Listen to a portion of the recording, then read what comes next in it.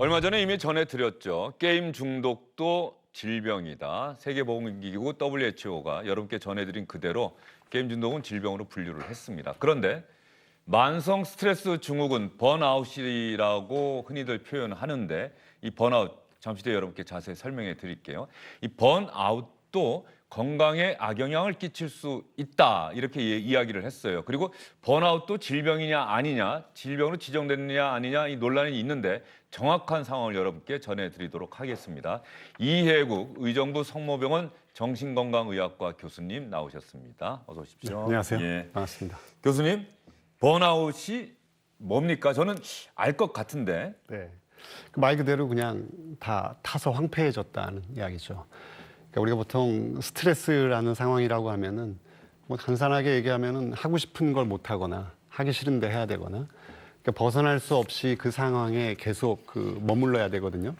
그럼 그 괴로운 상황을 버티기 위해서 본인의 정신적 에너지를 계속 써야 되는 상황이 반복이 되는 거죠. 그럼 나중에는 결국은 긴장 상태는 올라가지만 아무런 결정도, 일도, 효율성도 집중할 수 없는 그런 그 상태로 머물게 되어버립니다. 예. 예. 그러니까 번아웃 하면은 그러니까 힘든 업무를 이제 마쳤어요. 네. 그래서 친구가 끝나고 소주나 한잔 할까? 아, 나 네네. 힘들어서 나 네네. 탈진해서 이제 못 가겠어. 가끔 가다가 이럴 수는 네, 있는데 네, 네. 이게 그 차원을 넘어서 네. 매일매일이 네네. 누가 어떤 얘기를 하든지 간에 나는 더 이상 예. 아무 일도 더 이상 다른 일을 못 하겠어. 영어로 하면 헬플리스라고 하거든요. 아, 도움이 의미가 그러니까 없는. 스스로를 도울 수 없는, 도울 수 없는 아무것도 할 수 상황. 없는 상태가 되기 때문에 그런 경우로 하면 회식에 가더라도 그냥 멍하니 앉아만 있는 그런 상태가 돼버리는 거죠. 예. 예. 그럼 번아웃을 진단하는 기준. 그러니까 선생님께서 교수님께서 네. 아, 이 환자는 번아웃 증후군 같다. 증후군이라는 표현 예. 혹시 씁니까? 증후군이라고 해서 예. 어떤 진단 기준으로 명확하게 분류하기 전 단계에 어떤 예. 하나의 공통적으로 나타나는 증상들을 몰아서 이야기를 하거든요. 어떤 기준을 갖고 진단하세요? 그럼 번아웃은? 최근에는 학교 선생님이나 그다음에 어떤 서비스업에 종사하는 분들 중에서 우울증을 주소로 내원을 하는데요. 예. 과거에는 그냥 우울증이라고 했지만 공통적으로 직장에서 뭔가 스트레스 상황에 만성적으로 지속적으로 계속 노출이 돼서 이분들의 특성은 직장에 계속 나가서 일을 하긴 합니다. 예. 그런데 효율성이 엄청나게 떨어지고 그리고 집중력이 떨어져 있어서 일반적인 우울증하고는 또 이제 구별이 되는 그런 상태이거든요. 그래서 그런 경우에 저희가 우울증이라고 하긴 하면서도 이제 기록에는 이제 직장 스트레스와 관련된 어떤 심각한 뭐 주의 집중력의 저하나 뭐 이런 반응이 있다고 같이 쓰게 되는 거죠. 지금 화면에 나오고 있는 바로 저런 진단 기준을 실제로 교수님께서 활용을 하십니까? 비슷하긴 한데요. 예. 저 진단 기준은 아마 이번에 세계보건기구가? 세계보건기구에서 그 관련 분야, 스트레스나 우울증 분야의 그 전문가들의 의견을 물어서 세 가지를 도출한 걸로 알고 있습니다.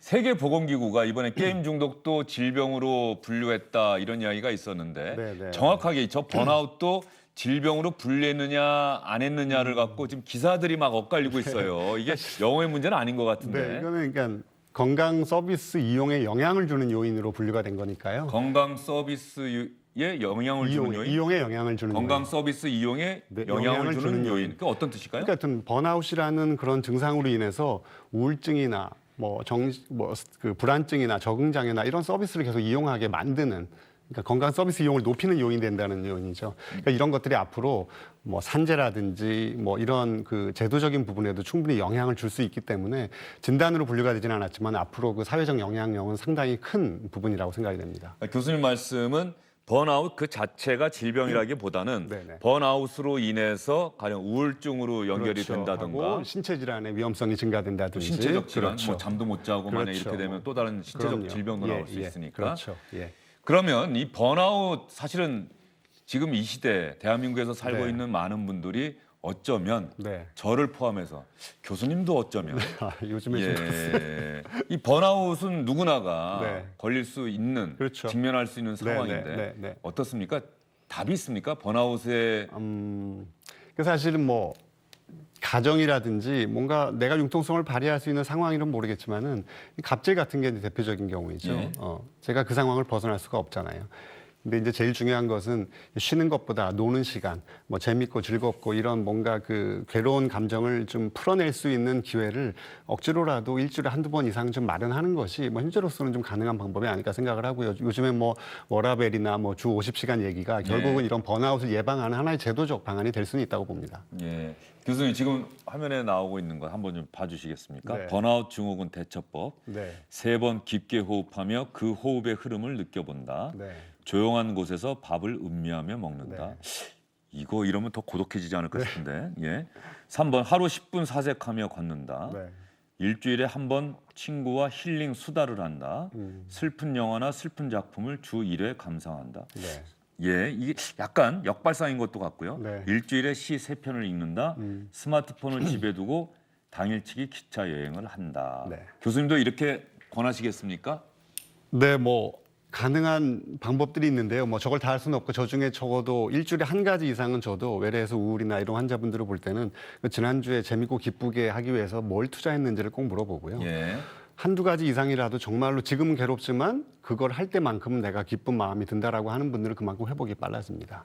그런데 왜 슬픈 영화를 보라고 저렇게 감정을 충분히 느끼는 게 중요하다는 거거든요. 예. 감정 표현을 하지 않고 쌓아두는 것으로 인해서 엉뚱하게 상황과 맞지 않게 아주 계속 슬픈 감정에 빠지게 되는 경우가 그렇게 많기 때문에요.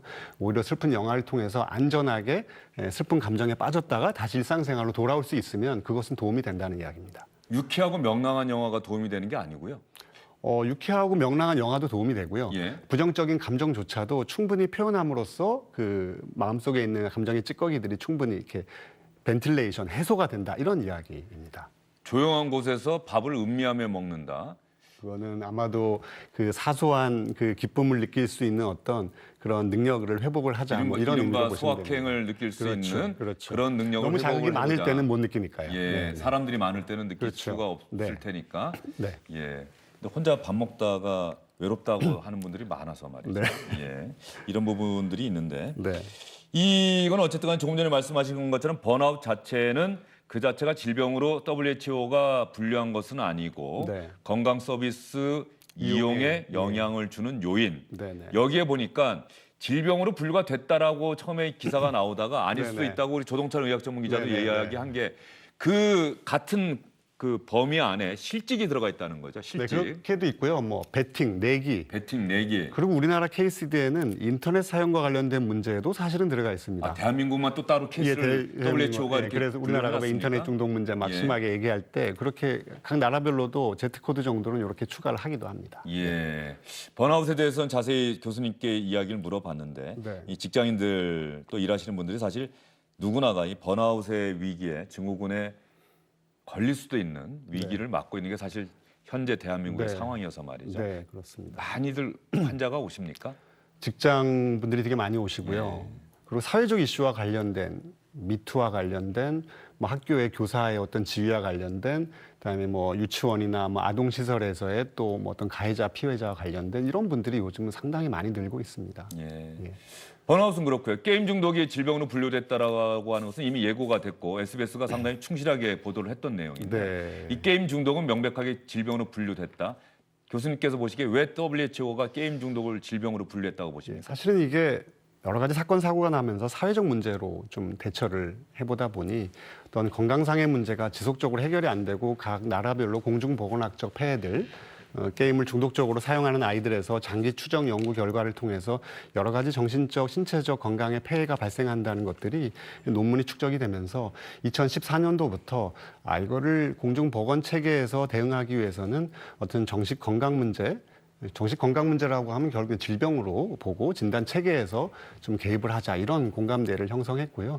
그게 한 4년 정도의 그 연구 결과를 축적을 해서 이번에 이제 등재를 결정하게 된 것 같습니다. 그러면 WHO가 이렇게 질병으로 분류를 하면 대한민국 의학계에서도 WHO의 분류를 그대로 따르게 됩니까? 아니면 우리 내부적으로 네네. 그 분류를 우리의 것으로 확정하는 또 다른 절차를 밟게 됩니까? KCD라고 하는 것에서 예. 이제 적용을 하게 되는데요. 공식적인 절차들이 있고요. 근데 절차라고 하는 게 뭐 내용을 바꾸거나 뭐 수정하거나 뭐 안 받아들이거나 그런 절차는 아니고요. 국내에 맞게 일단 영어를 번역을 하고 진단 기준을 국내에 맞는 언어로 만들고 그다음에 진단 체계에 어떤 식으로 반영할 건지에 대한 디테일한 부분들을 그 각계 사람들의 학자들의 의견을 반영하는 과정을 거치게 됩니다. 그러면 이 네. 게임 중독이 어떻게 질병이 되느냐? 대한민국이 게임 강국인데 네. WHO가 이렇게 분류를 하고 나면 우리의 게임 산업이 막대한 타격을 받지 네. 않겠느냐라고 우려하시는 분들이 있지 않겠습니까? 예, 있습니다. 예. 사실 이제 병의 이름에 게임이 들어간다는 것 자체가 예. 게임을 사랑하시는 많은 분들에게 심정적으로 좀 부정적인 감정을 가지게 할 것 같긴 한데요. 근데 사실은 그 1년 이상의 중대하고 심각한 기능 이상을 보이는 경우에만 게임 사용 장애로 진단을 하고 1년 이상. 네. 예. 그러다 보니까 그냥 병원에 지금 현재 오는 사람들을 말 그대로 뭐 홍길동이 호보형을 못한 걸 아쉬워하듯이 그러니까 보건의료 시스템 내에서 이미 병인데 그걸 병이라고 부르지 못했던 것을 이제는 좀 진단 체계에 넣어서 좀 병이라고 정확하게 진단도 하고 그거에 맞는 서비스도 좀 그 근거 기반으로 효과적으로 예방하고 치료하자. 그러니까 새로운 걸 하는 게 아니라 기존에 있는 체계에서 기존에 드러난 문제를 정식으로 다룸으로써 보다 효과적으로 하고 그 문제의 크기도 정확하게 파악하자. 이런 정도인데 이것을 마치 게임 전체를 질병화하거나 게임 전체를 예. 병리화하는 식으로 약간 좀 걱정하시고 우려하시는 부분들이 있다고 이해는 합니다. 많은 분들이 그런 부분 궁금해하세요. 네. 게임 중독자의 뇌하고 네네. 지금 프로게이머 네네. 지금 뭐 아시안 게임 종목으로 채택이 돼서 메달도 따고 그러는데 네, 말이죠. 맞습니다. 그럼 프로게이머와 이 게임 중독자라고 하는 분들의 예, 뇌가 네. 서로 다르냐? 예, 안 그래도 그런 연구들이 당연히 연구적 예. 질문이 될 수 있거든요. 그래서 실제로 그 MRI 연구를 해보면은 이 게임을 할 때 쓰는 뇌가 크게 보면 두 가지 뇌가 있다고 하거든요. 예. 실제로 이 전전두엽에서는 뭔가를 조절을 하는 그런 아래로 탑다운이라고 이야기를 합니다. 이런 조절 작용이 이루어지고 그다음에 변연계로부터는 어떤 재미와 자극적인 거를 수동적으로 따라가는 그런 뇌 작용이 있는데 같은 게임을 오래 하더라도 이 프로게이머는 전전두엽의 컨트롤 기능을 많이 쓴다고 예. 하고요. 그냥 주구장창 무조건 만회하는 중독적 성향을 보이는 친구들은 전략적 뇌를 사용하기보다는 어떤 그 보상 의존적, 자극 의존적 뇌를 활용하기 때문에 그것이 MRI 상에서도 특별히 달라지고 그 뇌의 부피조차도 달라진다는 연구 결과가 있습니다. 예, 알겠습니다. 이 교수님 오늘 말씀 들으니까 정말 이해가 잘 됐어요. 네, 아마 시청자분들도 감사합니다. 그러셨으리라 생각이 네. 듭니다. 오늘 말씀 잘 네, 들었습니다. 감사합니다. 이제 다시 울지 않겠어 더는 슬퍼하지 않아 다신 외로움에 슬픔에 교수님, 주영진의 뉴스 브리핑 이렇게 마무리할 때 가능하면 노래를 들려드리는데 서영은 씨가 부른 혼자가 아닌 나라고 하는 노래입니다. 네, 네. 번아웃 이야기를 오늘 많이 해서 혹시 내가 번아웃 증후군에 걸린 건 아닌지 걱정되시는 분들은 네, 네. 혹시 이 노래 한번 꼭 들어봤으면 하는 생각에서 네, 노래를 좋습니다. 네. 들려드렸습니다. 네, 네.